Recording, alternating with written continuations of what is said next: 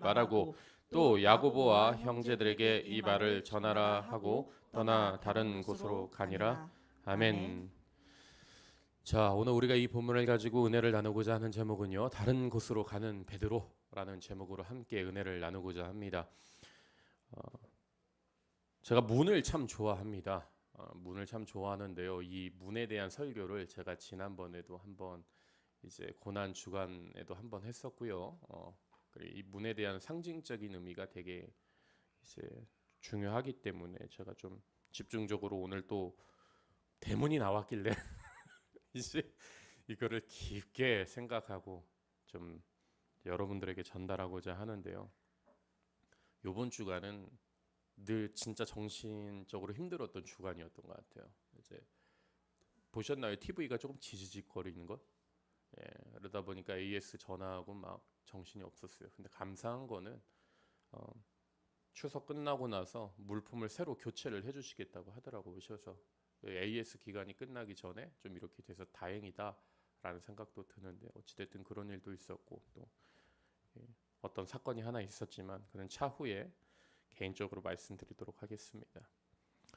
근데 중요한 거 오늘 본문이요. 제가 정말 많은 시간을 쏟았습니다. 그 이상을 쏟았어요. 설교하는 그 시간 이상으로. 정말 그 많은 상징적인 의미가 있기 때문에 이거를 다 여러분들이 소화할 수 있을까 생각이 들어요. 이거 제가 제 생각에 있는 머릿속에 깊은 묵상한 내용을 글로 적어냈지만서도 이게 어떻게 전달할 언어적인 한계가 있는 것 같아요. 야, 이걸 어떻게 좀 알려주면 좋을까? 이걸 어떻게 쉽게 전달할까라는 고민을 진짜 많이 했는데 최대한 풀어봤거든요. 좀 자세히 집중해서 들으시면 좋을 것 같아요. 사도행전 12장에 기록된 베드로의 감옥 탈출 사건은 그 내용이 여러분들 독특한 만큼이나 담고 있는 메시지가 아주 많은데요. 먼저 지난주일 설교 내용을 간략히 다시 한번 정리해 보겠습니다. 날이 밝으면 당장 죽게 될 베드로가 갇혔던 곳은 헤롯 아그리파 1세 궁궐 즉 깊은 곳에 있던 그 내부 속에 있는 감옥으로 거기서 베드로는요 양손이 사슬에 묶여 있었고요. 동시에 16명의 병사가 4명씩 나누어서 교대로 그 베드로를 지키고 있었던 상황이었습니다. 아울러서 이제 그 베드로가 팔에 사슬이 묶여 있었다면은 그 사슬을 또 그 병사의 몸에다 징징 감아서 도무지 이제 탈출할 수 있는 방법이 전혀 없었던 것이죠. 그리고 베드로는요 그곳에서 깊은 잠을 자게 되죠. 그렇다면 베드로는 다음날 죽게 되는 상황에서도 깊게 잠이 들었다는 것은 우리에게 무엇을 의미하느냐? 여러분들 사람이 깊은 잠에 들었다는 그런 의미는요. 사람이 아무것도 할 수 없는 상태에 놓인 것을 의미합니다. 이해가 되십니까? 여러분들 잠자면 누가 어버가도 모른다 그러잖아요. 그러니까 무능력한 상태를 지금 의미하는 거예요. 깊은 잠에 들었다라는 것은. 고로 인간이 아무것도 할 수 없는 상태를 뜻한다라는 건 무슨 말을 의미하겠습니까? 하나님이 일하실 때가 되었다라는 것을 상징하기도 하는 거예요. 또한 사람이 자고 하나님이 일하시니 어떻게 되겠습니까? 모든 상황은 곧 바뀌게 될 것임을 우리에게 암시해주고 있는 것이죠. 이런 의미에서 성경에서 사람이 잠을 잔다는 것은 곧 인간의 의지로 아무것도 할 수 없는 상태가 되었음을 의미하고요. 반면에 하나님이 일하시는 것을 의미하는 것이 되는 겁니다.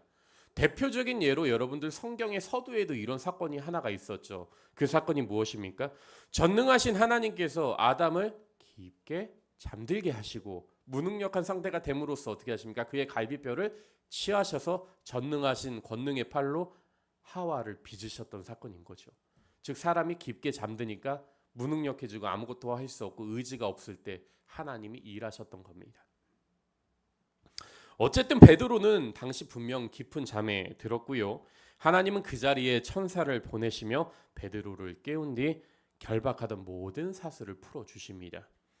그리고는 베드로는 천사와 함께 몇 개의 문을 통과한 뒤 안전한 거리로까지 나와 정신을 차린 뒤 마가의 집으로 찾아가게 되죠. 이 내용들이 지난주에 우리가 살핀 말씀들입니다. 다시 한번 사도행전 12장 12절 말씀을 한번 볼게요. 화면을 잠재해 주세요. 깨닫고 마가라는 요한의 어머니 마리아의 집에 가니 여러 사람이 거기서 모여 뭐라고요? 기도하고 있더라. 이렇듯이 베드로는 천사에 이끌려 감옥 밖으로 나와 정신을 차린 뒤 마가의 집으로 찾아갑니다. 그렇다면 여기서 베드로가 찾아간 이 마가의 집은 어떤 집이냐? 이 집은요, 여러분들 기독교 역사 속에서 굉장히 중요한 장소 중에 하나입니다. 왜냐하면 이곳은요, 우리가 앞서 사도행전에서 쭉 살펴봤지만 120명의 성도들이 기도하며 부르짖던 곳으로 구약에서 예언되었던 오순절 성령 강림 사건이 임한 장소가 오늘 본문에 나오는 그 장소입니다. 쉽게 말해서 베드로가 찾아간 이 집은요, 기독교 공동체인 교회가 최초로 생겨났던 그런 집이었던 그런 곳입니다. 그런데 말이죠, 이런 큰 의미가 있는 집에서 성도들이 지금 무엇을 하고 있는지 보이십니까, 여러분들? 역사 속에서 교회가 사라질 수도 있다 생각한 나머지 이들은 지금 교회가 시작된 곳에서 모여서 지금 하나님께 매달리고 기도하고 있는 거예요. 생각해 보세요. 그러니까 교회가 시작된 곳에서 교회가 사라질 위기에 놓이니까 그곳에 다시 모여서 지금 이들은 기도를 하고 있던 것이죠. 그리고 계속해서 말씀을 보면 이렇게 기록하고 있는데요. 본문 13절에서 14절 말씀이에요. 화면을 참조해 주세요.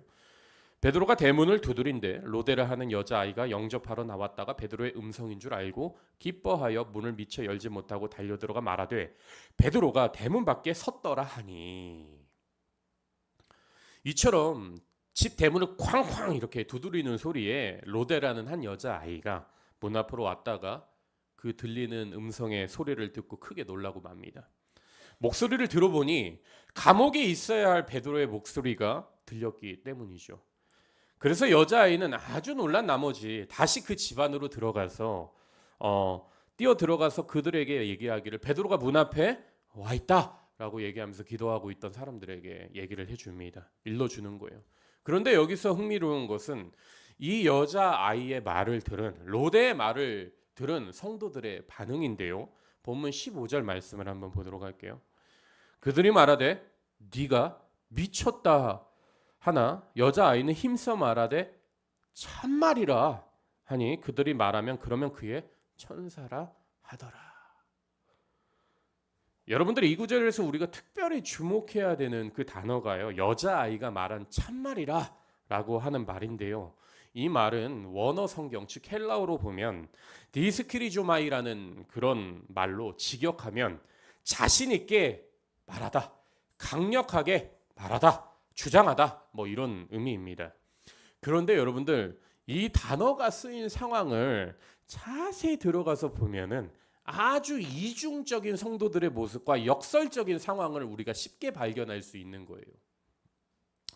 여러분들 본래 베드로가 있던 곳이 어디입니까? 헤롯 궁궐 안에 아주 깊은 곳에 있는 감옥으로 사람의 힘으로는 도무지 탈출할 수 없는, 탈옥할 수 없는 그런 공간입니다. 게다가 16명의 병사까지 교대적으로 베드로를 지키고 있었으니 여기서 인간이 나가는 것은 결코 불가능한 일이었던 거예요.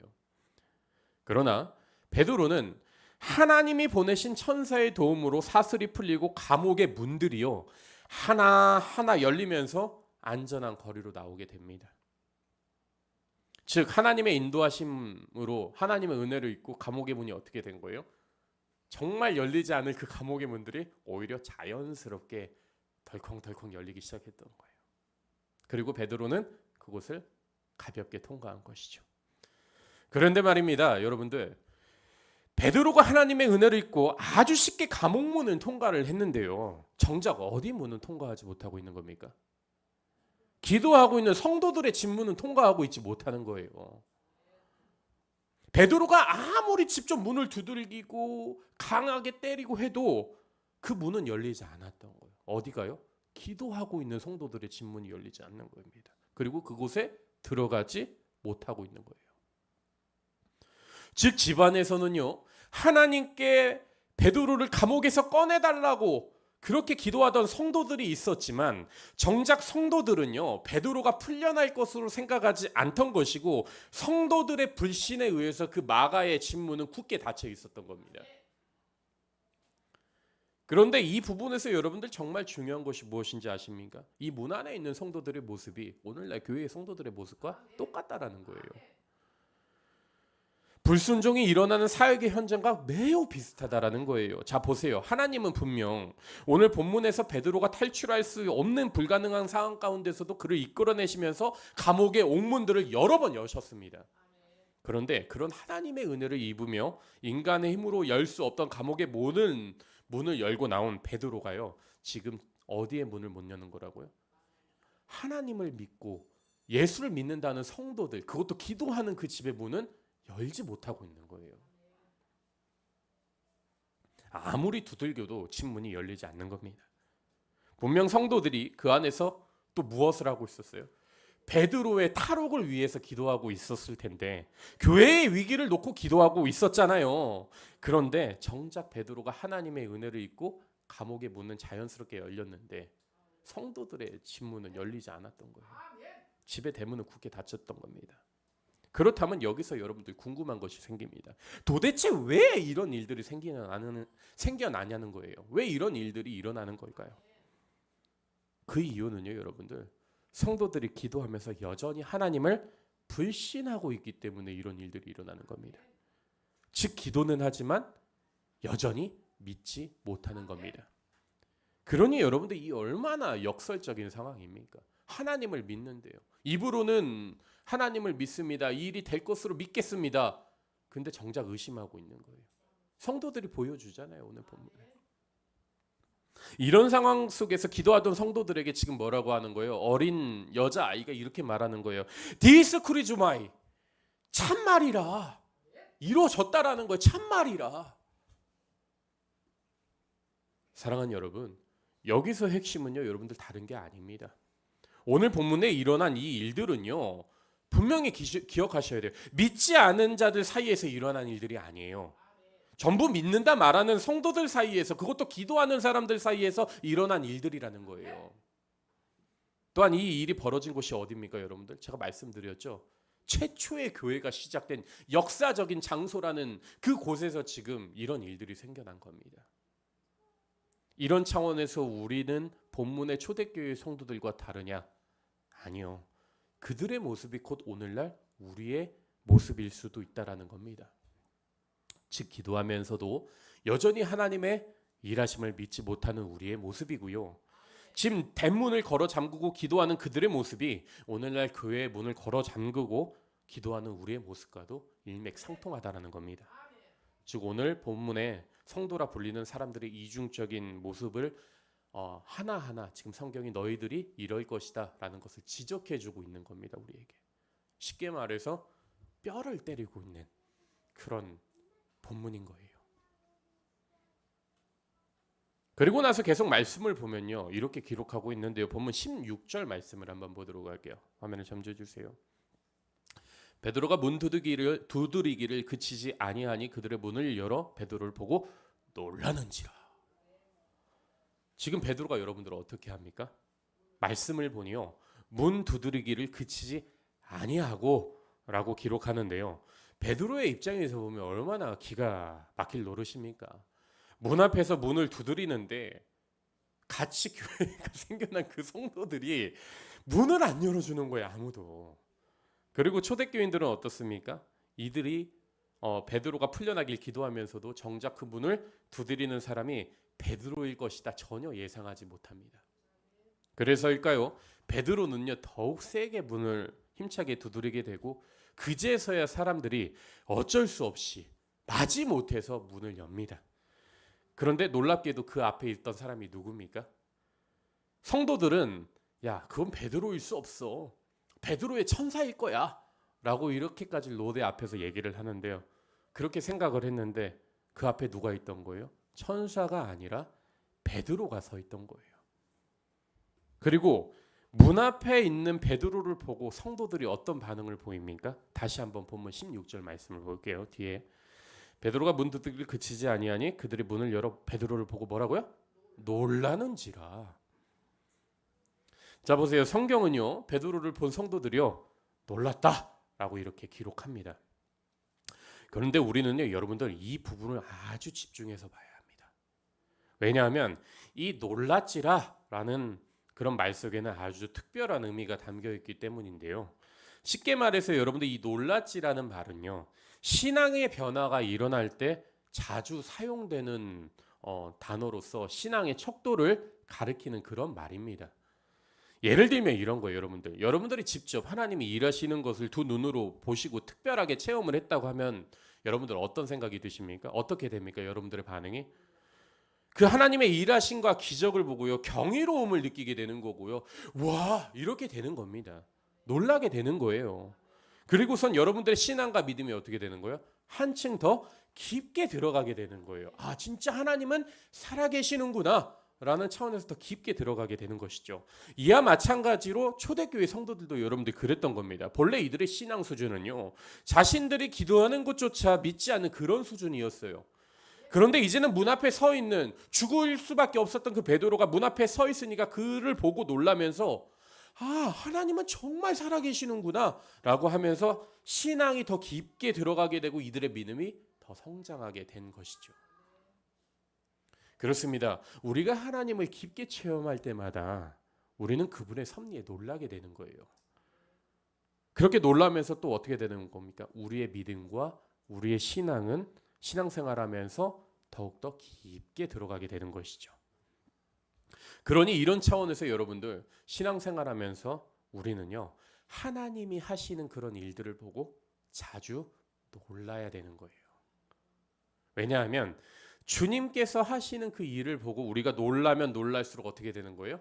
우리의 믿음과 우리의 신앙 또한 깊게 더 들어가게 된다는 거예요. 이런 이해와 함께 다시 본문으로 돌아와서 이제 마지막 본문 17절 말씀을 보도록 할게요. 화면을 잠재해 주세요. 베드로가 그들에게 손짓하여 조용하게 하고 주께서 자기를 이끌어 옥에서 나오게 하던 일을 말하고 또 야고보와 형제들에게 이 말을 전하라 하고 떠나 다른 곳으로 가니라. 여기서 여러분들 17절 말씀을 자세히 보니 조금 상황이 이상하게 흘러가는 것 같습니다. 성도들의 품으로 기적적으로 돌아온 베드로가 이제는요, 그곳을 떠나 갑자기 다른 곳으로 이동을 해요. 즉 하나님의 은혜로 성도들에게 돌아왔는데 다시 금방 그 자리를 떠나는 거예요. 그렇다면 왜 베드로는 성도들을 만난 뒤 곧장 자리를 이동하는 것일까요? 왜 베드로는요, 기적처럼 감옥에서 탈출했는데 조용히 다른 곳으로 또 이동한 것일까요? 이 부분과 관련해서 여러분, 오늘날 누군가가 본문의 베드로와 같이 기적을 체험했다면 당장 그 사람이 어떤 행동을 할 것 같습니까? 여러분, 저부터라도 말이죠. 하나님께서 박은구 목사를 기적처럼 감옥에서 탈출시키다. 하나님이 박은구 목사를 끄집어 내시다. 라는 식으로 플랜카드를 만들고 제가 어디를 다녔을 것 같아요? 각종 부흥 집회나 전도 집회를 다녔을 거예요. 그러나 오늘 본문에서 하나님은 베드로를 그런 식으로 인도하지 않으십니다. 분명 하나님은요, 베드로, 그 옥에 있던 베드로를 극적으로 드라마처럼 구출해 내셨는데, 드라마와 같은 상황을 연출하셨는데 베드로를 빌립 집사 때와 같이 그냥 다른 곳으로 보내버리십니다. 그리고 나서 사도행전의 흐름을 쭉 보잖아요. 이 이후로 사도행전에는 누가 등장하느냐? 사울과 바나바가 본격적으로 등장하고요, 안디옥 교회의 시대가 열립니다.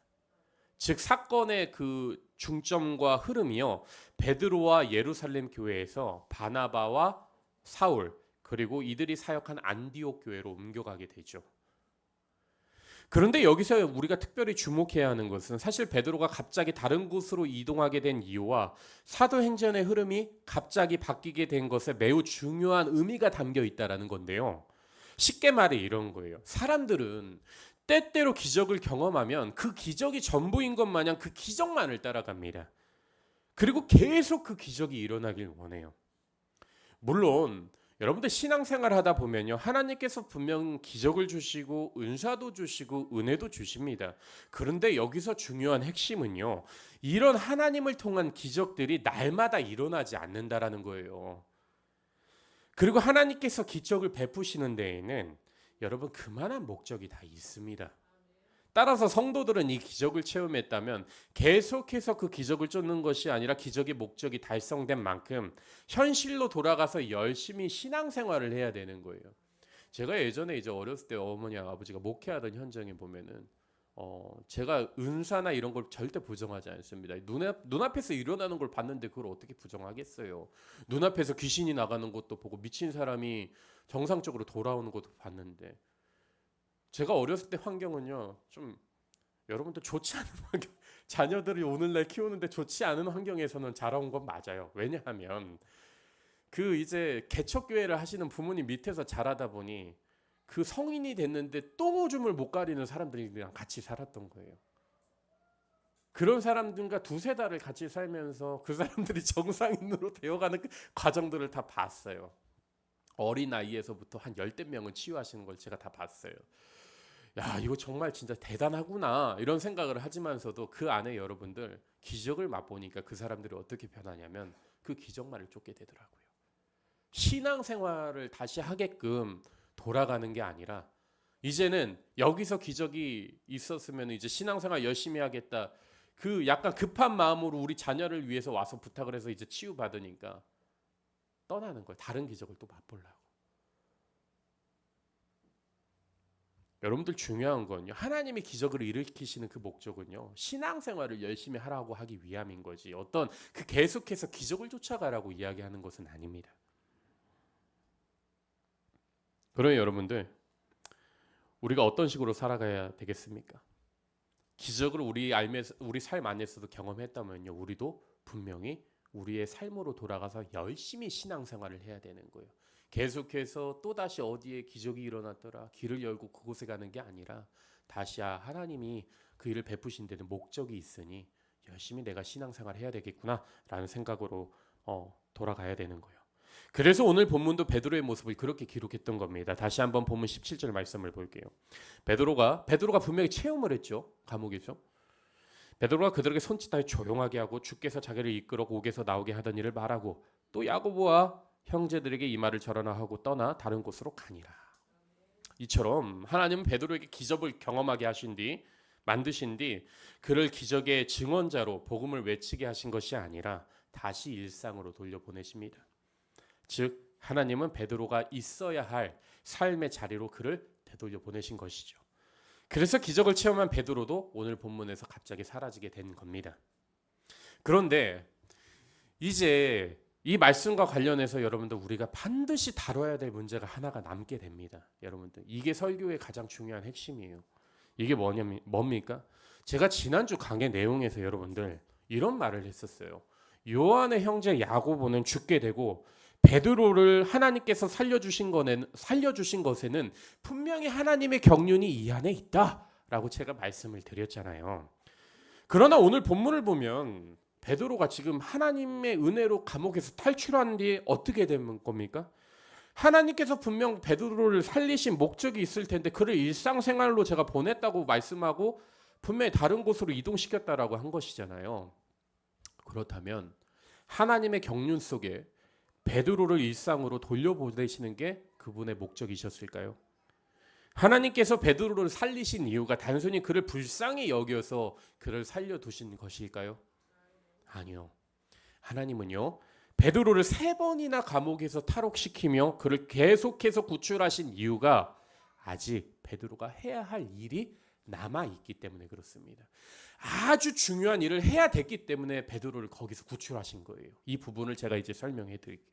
그 내용이 바로 여러분들 사도행전 15장에 보면 자세히 기록이 되어 있습니다. 즉 오늘 본문에서 베드로는 잠시 사라지지만 다시 한번 사도행전 15장에 딱 한번 등장을 합니다. 잠시 사도행전 15장 6절에서 7절 말씀을 한번 볼게요. 화면을 참조해 주세요.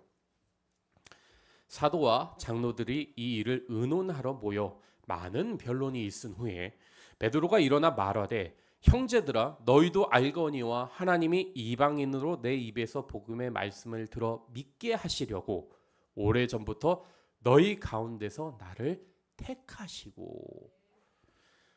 여러분들 이렇게만 들으니까 지금 상황이 이해가 잘 안 되시죠? 지금 이 상황이 어떤 상황이냐? 할례 문제가요 초대교회 안에서 크게 발생하여서 예루살렘 교회에서 중대한 회의가 열린 건데요. 사건의 발단은요, 복음이 예루살렘 지역을 넘어서 이방 지역으로 뻗어나가고 그리고 안디옥 교회가 개척이 됩니다. 그리고 이 안디옥 교회를 개척한 뒤로 방문한 개종한 유대인들이 그곳을 찾아와서 다른 복음을 전하게 되는 거예요. 즉 개종한 유대인들이 안디옥 교회를 방문해서 이런 말을 하는 겁니다. 너희가 예수의 이름으로 성령을 받고 열심히 신앙생활하는 것도 중요한데 그것만으로는 안 되고 너희도 할례를 받아야만 진짜 구원을 받을 수 있다라고 이렇게 말하기 시작했던 거예요. 그러니 안디옥 교회를 돌보고 있던 바울과 바나바가 얼마나 기가 막혔겠습니까? 정말 최선을 다해서 안디옥 교인들에게 예수를 전하고 복음을 가르쳐 왔는데 기독교로 개종한 유대인들이 예루살렘으로부터 내려와서 예수가 전부가 아니라 할례도 받아야 구원을 받을 수 있다고 주장하고 있으니 이들이 두 사람이 얼마나 기가 막혔겠어요. 그래서 바울과 바나바는 이대로 있을 수 없던 나머지 개종한 유대인들과 맞서 싸우면서 안디옥 교회에서 크게 충돌하게 됩니다. 그리고 나서 이 안디옥 교회는 이 할례 문제가 해결되지 않고 점점 그 문제가 불거지니 이 문제를 해결하고자 예루살렘 교회에 사도들이 있으니 중재를 좀 해달라고 요청하면서 서신을 보내게 됐던 거예요. 그리고 이 사안을 가지고 바울과 바나바는 예루살렘 교회를 방문하여 사도들과 함께 이 문제와 사안을 본격적으로 회의하게 됐던 겁니다. 하지만 여러분들 그 당시 예루살렘 교회 안에서도 이 사안을 다루는 것이 결코 쉬운 문제가 아니었어요. 왜냐하면요, 당시 여러분들 예루살렘 교회 안에 있었던 그 구성원들의 대다수가 누구였는지 아십니까? 유대인들이었기 때문에 그래요. 기독교로 개종한 유대인들. 그리고 앞서 살폈지만 제가 이런 말씀을 드렸죠. 하나님의 수가 크게 증가하더라 하면서 그 앞에 제사장들도 라는 말이 있었죠. 즉 유대교회에서 기독교로 넘어온 사람들이 많았으니까 이 당시에 주로 기독교, 초대교 예루살렘 교회 안에 있었던 사람들은 유대인들이었던 거예요. 그러던 중 여러분들 얼마나 이 문제가 그러니 다루기가 까다로웠겠습니까? 유대인들은 뭐를 중시하는 사람들이요? 할례를 중시하는 사람들이죠. 이 사람들이 다수를 차지하고 있으니 어려운 상황이었던 것이죠. 그러던 중 폭풍전야 같이 이 고요한 회의 가운데 복음의 진실을 외치는 사람이 한 명 등장합니다. 누굽니까? 그게 바로 베드로예요. 즉 베드로는요, 유대인들의 눈치를 보지 않고 그 자리에서 담대히 일어나서 복음의 진실을 그 자리 가운데 선포를 합니다. 그렇습니다. 하나님께서 베드로를 살리신 이유가 여러분들 여기에 있는 거예요. 이때를 위해서 이방인의 선교에 관해 담대히 증언하라고 그를 살려두신 겁니다. 그저 아무 목적 없이 그를 감옥에서 탈출시킨 게 아니에요. 너는 그때가 있으니 그때를 위해서 뭐라고요? 복음의 진실을 확증하라고 그를 살려두신 겁니다. 그런데 여러분들 오늘 본문에서 우리가 지금 본 12장의 오늘 본문에서요, 만약 베드로가 죽었다고 여러분들 한번 생각해 보십시오. 상상해 보시기 바랍니다. 과연 어떠한 일들이 우리에게 벌어졌겠습니까? 아마 예루살렘 회의에 참석한 사람들이 대부분이 유대인이었던 만큼 오직 예수로만 구원을 받는 것이 아닌 유대인처럼 할례까지 받아야만 구원받을 수 있는 교회 법이 제정되고 말았을 겁니다. 즉 본질에서부터 어떻게 되는 거예요? 멀어지게 되는 거예요, 교회가. 그러니 이런 차원에서 여러분들 베드로를 살리신 하나님의 경륜과 그분의 계획이 얼마나 대단한지 보이십니까? 저는 오늘 이 본문을 가지고 설교를 준비하면서 여러분들 하나님의 경륜과 그분의 뜻은 정말 우리 인간이 헤아릴 수 없을 정도로 엄청나구나 라는 사실과 그런 생각들이 들었습니다. 말씀을 보면서 이때를 위해서 그때를 위해서 하나님께서 베드로를 살려두신 것이구나 라고 감탄할 수밖에 없던 거예요, 저는. 그리고 나서 여러분들 사도행전 말씀을 쭉 계속 보잖아요. 정말 흥미롭게도 베드로는요, 이 15장에서 이 일을 증거한 이후로 거짓말처럼 사도행전 무대에서 사라집니다. 더 이상 등장하지 않아요. 15장을 끝으로 베드로는요, 역사 속에서, 사도행전 역사 속에서 완전히 그 모습을 감춥니다. 사랑하는 여러분, 결론적으로 오늘 본문에서 하나님께서 베드로를 살리신 것은 아직 그가 해야 할 일이 남았기 때문에 그런 겁니다. 그리고 그는 그 사명을 완수한 뒤 완전히 사도행전에서 사라지게 되죠. 그런데 여기서 정말 중요한 것은요, 하나님은 이러한 역할과 사명을 당시 그 베드로에게만 맡기신 것이 아니란 사실이에요. 오늘날 우리 그리스도인들에게도 이러한 역할과 사명을 맡기셨습니다. 오늘 목회자들 제일 오늘날 반성해야 되는 게 이거예요. 어디 교회 대전에 보니까 목사님이 나이가 드셔가지고 지팡이를 들고 설교를 한대요. 여러분들, 베드로가 오늘 본문에서 어떻게 했다고요? 하나님의 사역의 역할 끝나니까 그냥 빠지는 거예요. 하나님 보내시는 거예요. 목회자들부터 반성해야 돼요. 제가 이거는 뉴스 기사에서 봤는데 엄청 제가 화가 나고 분통했어요. 물론 우리 교단의 문제는 아니지만 이제 어떤 교단에서 목회자 임직을 70에서부터 75세로 늘렸대요. 장로교에서요. 그것도 정말 큰 교단에서 그런 행동을 하는 걸 보고 정말 얼마나 더 해먹으려고 저러는 거야, 이런 생각이 들더라고요. 제가 이런 말 있으면 저는 좀 은퇴를 빨리 하고 싶어요. 아유, 죽겠더라고요. 빨리 하고 싶은 생각이 드는데 얼마나 그 권력의 대형교회 목사들이 맛에 들렸으면 목회 임직을 70세로부터 75세로 확장을 시킨 겁니다. 기가 막힐 노릇 아닙니까? 하나님이 맡기신 사역과 역할이 있는데 그거보다 자기가 더 그 자리를 쓰고 싶다는 욕망이 들어선 것이죠. 저는 여러분들이 다른 것, 세상에서 보여지는 어떤 정치적인 논리와 여러분들의 어떤 그 상황을 따라가는 것이 아니라 하나님이 제발 여러분들에게 맡기신 사명과 역할을 따라갔으면 좋겠습니다. 즉 하나님의 경륜 가운데 베드로를 드러내고 숨겨두신 것처럼 우리 역시 하나님의 경륜 속에서 주의 일을 위해 어느 땐간요 등장할 수도 있는 것이고 하나님께서 또 우리를 숨기실 수도 있는 겁니다. 하나님의 때에 따라 사도행전에서 바울과 바나바가 등장하고 이들이 계속 사역을 하는 것처럼 말이죠. 이런 의미에서 성도는요, 목회자들은요, 누가 더 주의 일을 많이 하고 누가 더 큰 교회를 하고 작은 교회를 하고 하나님의 일을 많이 했느냐, 그게 중요하지 않습니다. 하나님께서 맡기신 그 사역을 얼마나 잘 감당했느냐, 하지 않았느냐가 더욱더 중요한 겁니다. 예수님도 그래서 그것을 두고 뭐라고 비유하신 거예요? 달란트 비유를 하신 거예요. 달란트를 많이 받고 적게 받고가 중요한 게 아닙니다. 충성된 일꾼처럼 일을 했느냐가 중요한 겁니다. 그리고 사역을 하면서 얼마나 하나님을 신실하게 바라보았는지가 정말 중요합니다. 이 땅에서 나에게 주어진 사명에 순종하며 묵묵히 그 일을 하고 있는지가 더욱 중요한 것이죠. 자, 이제 말씀을 여러분들 정리하고 싶습니다. 마가 요한의 집에서 기도하던 사람들은 베드로가 돌아온 사실을 받아들이지 못합니다.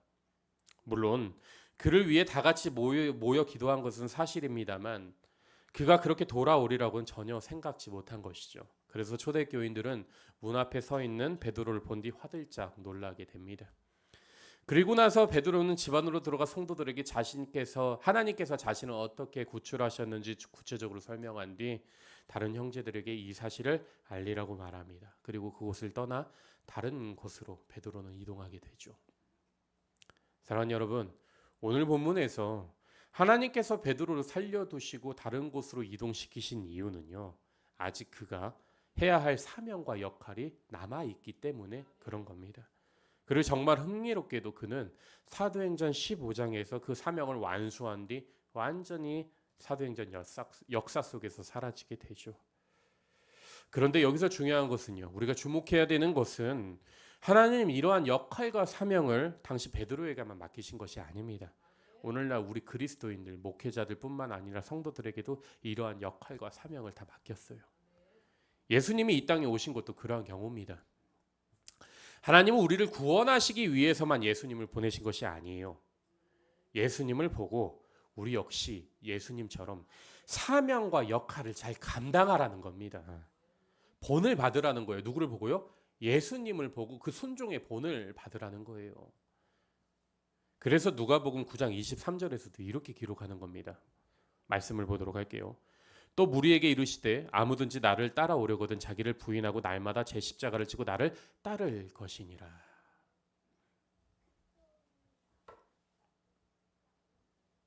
예수님을 따라간다라는 건요, 내 고집과 내 아집대로 계속 쓰고 있음을 나타내는 게 아니에요. 아까 제가 말씀드렸죠. 목회자가 뒤로 빠져야 될 때는요, 다 빠져야 되는 거예요. 하나님이 빠지면 빠져요. 제가 몇 주 전에 이런 고백을 했죠. 저는 하나님이 직통계시처럼 야, 박은구 목사야, 너 내려와라. 너 이제 내려오고 정말 너가 목사직을 그만두면 내가 천국에 가게 해줄게 라고 하면 저는 그냥 당장 내려놔요. 그게 뭐가 중요하다고 수천 명 수만 명이 목회를 한다고 하는데 그게 뭐가 중요합니까? 천국에 못 들어가면 끝이에요, 여러분들. 하나님 말씀에 순종하는 삶을 살아야 되는 거예요. 근데 그 순종하는 모습을 제일 잘 보여주신 분이 누구라는 거예요? 예수님이라는 거예요. 구원하시기 위해서 이 땅 가운데 오셨지만 순종이란 이런 거야. 이렇게 해야 돼. 라는 것을 보여주신 것이죠. 그리고 십자가를 지심에 있어서도 예수님도 얼마나 그걸 지기 싫어하셨으면 그럼에도 불구하고 그걸 지신 거예요. 예수님이 이 세상에 제가 제일 좋아하는 말씀 중에 하나가 이거예요. 여러분들, 예수님께서요, 제일 화려한 말 중에 제가 성경 속에 제일 좋아하는 말이 정말 멋있는 말인데 제가 늘 그 모토로 삼아요. 예수님을 잡으러 온 병사들 앞에서 베드로가 칼을 뽑아서 귀를 잘라요. 그리고 나서 귀를 붙여주셔요, 예수님이 다시. 그리고 베드로에게 뭐라고 하신 줄 아십니까? 내 뒤에 천군 천사가 보이지 않느냐라고 딱 얘기를 해요. 이 말이 엄청난 말이에요, 여러분들.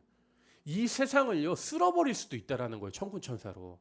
그런데도 불구하고 나는 그러지 않겠다라는 거예요. 내가 이 능력을 갖고 있는데도 불구하고 나는 이 능력을 사용하지 않을 거야.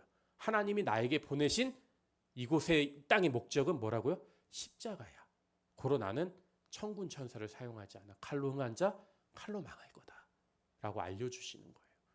그리고 아래에서부터 섬기는 힘을 보여주시는 거예요. 섬김으로써 세상을 변화시킬 수 있다는 것을 증명하신 겁니다. 그러므로 하나님이 예수님에게 십자가를 드러내게 하신 다음에 온전히 또 뒤로 빼시고 어떻게 하십니까? 이제는 또 준비를 하고 계신 거예요. 예수님이 곧 등장하실 때가 곧 올 겁니다. 그러므로 저는 여러분들이 권면하기를 여러분들에게 주신 하나님의 사명을 내가 잘 감당하고 있는지를 반드시 돌아보실 수 있기를 축복합니다. 이 땅에서 하나님이 내게 주신 사명과 그 역할보다 감당하는 것보다 더욱더 중요한 것은 없습니다. 여러분들, 이 세상에 누리는 것들보다 중요한 것은 천국 가는 거예요, 결국에. 그러니 이러한 사실들을 여러분들 잘 기억하시고 한 주간도 여러분들 하나님과 동행하시며 하나님이 주신 그 사명과 그 맡기신 역할에 묵묵히 순종하시고 그 순종을 통해 이 땅 가운데서도 하나님의 은혜를 누리고 풍성히 누리고 살아가실 수 있는 여러분들 되시기를 축복합니다. 우리 다 같이 목회 기도했으면 좋겠어요.